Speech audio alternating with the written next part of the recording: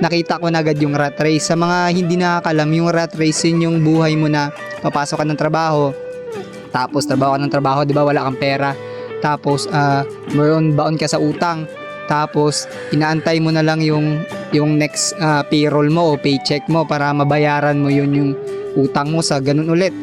Pag may sahod ka, balik ulit, bayad utang ulit, tapos trabaho ka ulit. Yun yung rat race. So, what's up guys? This is Jeff Generale, isang goofy creative Christian, at welcome to Jeff Generale Reacts.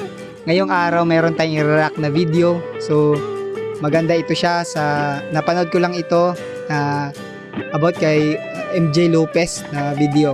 So panoorin natin. Paano ka makaka-move forward despite the negativity? Dapat baliw ka. Okay ba yun? Yes. Dapat baliw. Ayaw namin baliw. Hindi, mahalaga yung baliw. Okay? Pangalan? EJ. Kuwan to!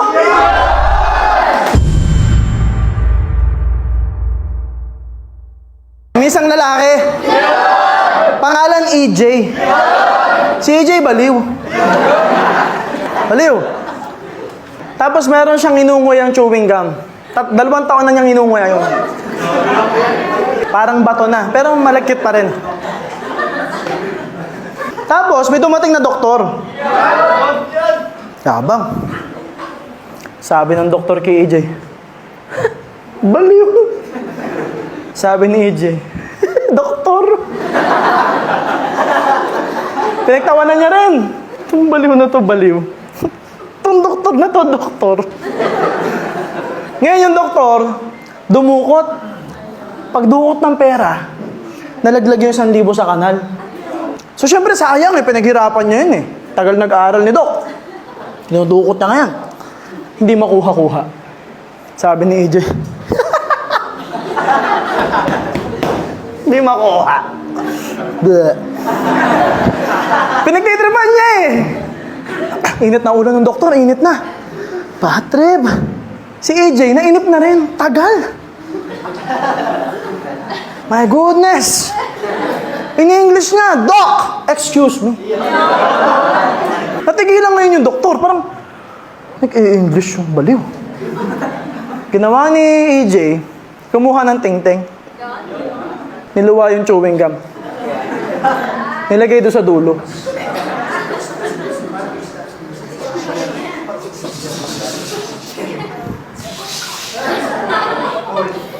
Sinut doon sa kanal. Hindi niya na kailangan hanapin yung 1,000 kung saan ang dumikit.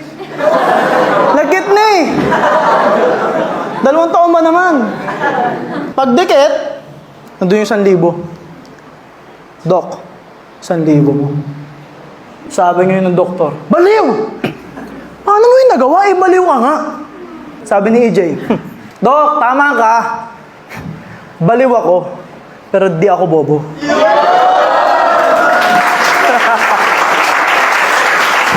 Baliw means, for me, you may be struggling. Nice. Ganda ng message na yun, no?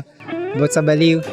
Alam nyo, ako po ay nagbabasa din ng mga self-development books, financial literacy. So, binibuild ko din yung sarili ko about entrepreneurship. So, yung sinabi ni MJ Lopez na tinatawag ng doktor yung lalaking nguya ng bubble gum na baliw.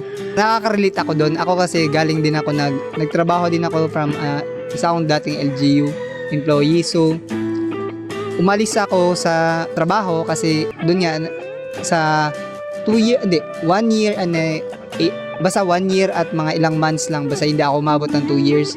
Nakita ko na agad yung rat race. Sa mga hindi nakakalam, yung rat race yun yung buhay mo na papasok ka ng trabaho, tapos trabaho ka ng trabaho, di ba, wala kang pera, tapos baon ka sa utang, tapos inaantay mo na lang yung next payroll mo o paycheck mo para mabayaran mo yun yung utang mo sa ganun ulit.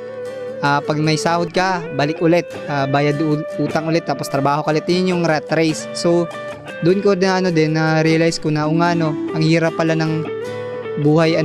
Rat race. Wala namang masama pagiging empleyado, kasi nagkataon lang kasi may mga tao din kasi na meant to be sila sa ganung trabaho, empleyado, kasi kumbaga hindi para sa lahat talaga yung pagiging businessman o employee. So may mga tao talaga na passionate sila. Halimbawa, teachers, gusto talaga na magtrabaho, o may mga tao din na ayaw nila.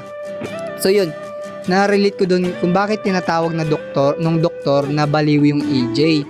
So ganito yun, parang yung si EJ, parang halimbawa natin, may ginagawa siyang business, 'di ba?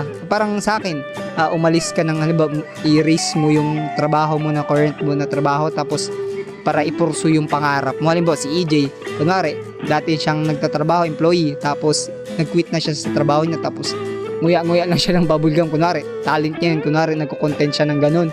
So, tatawagin siya ng mga professional na mga mayroong employee mindset na baliw ka man. Dapat, ano lang, ginagawa mo, magtrabaho ka na lang. Tapos yung ganun, yung typical na employee mindset. So, yun. Yun sa senaryo nga ni MJ Lopez, sinabi niya 2 years ni si EJ na nagnguya. Parang metaphor siya ng may, yung ano ba, yung may ginagawa siyang something, may business siya, o hindi business in a sense na negosyo, o may ginagawa siya ba, tas nag-aantay na lang siya ng opportunity. Kasi ganun yan eh. Yun nga sinasabi nga, yung success, pinapaboran niya yung handa. So yun nga, dahil nga si EJ, dahil yung may opportunity na may pera, nakuha niya agad kasi alam niya ni 2 years niyang ninunguya. Yung metaphor siya ng 2 years niya nang ginagawa yung bagay na yun, hanggang sa pag may opportunity, madali na lang yun. Madali na lang ma-attract yung pera. So, isa din yun sa binabasa ko dito. Kunin ko lang. Itong libro na binabasa ko na kay Rich Dad Poor Dad na si Robert Kiyosaki na Cash Flow Quadrant. Ito yun, doon ko na-relate din na dito kasi meron tong sa libro na to na Cash Flow Quadrant, merong 5 levels of investors. So, nafo-fall doon yung sabi ng doktor na may 1,000 siya tapos nahulog sa kanal. Parang savers are losers, investors. So, may sinasabi dyan sa libro ni Robert Kiyosaki na yung mga savers daw, losers sila. Sila yung nagsisave sila pero araw-araw nawawalan yung value ng pera nila. Kasi yung mga matatalino o magagaling, yung pera na pinang-i-invest nila ay galing lang din sa mga nagsisave sa bangko. So, kaya doon ko natuwa din ako na parang yung re-enact ng ni MJ Lopez yung nangyayari talaga.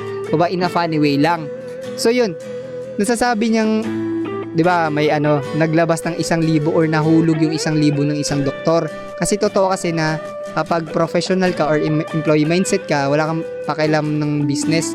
Kasi alagaan ka naman ng gobyerno eh. Kumbaga meron kang SSS, meron kang kung ano-anong mga pensions, di ba? So, ilalagay mo yun sa bangko, isi-save mo lang. So, hindi nila i-invest or ganon. So, ang mangyayari yun sa mga may alam talaga kung paano yung galawan, paano yung game sa mga pera. Yun yung sa nababasa ko sa Rich Dad Poor Dad, yung mga sa Wall Street daw, ang ginagamit nilang pera na pang-invest nila ay galing lang din sa mga nagsisave ng bangko. Parang galing yun sa, diba, halimbawa, yung doktor na yon nilalagay niya sa bangko to save. Tapos, pinapautang lang yun ng bangko sa mga investors. Talaga na may mga galing na mga investors. Yun na yung pinapaikot nila. So, malaki yung rewards ng marunong lumaro ng pera kaysa sa yung mga nagsisave na hindi ginagamit talaga yung potential ng pera nila. So, doon ko na parang yun yung illustration ng yun nga,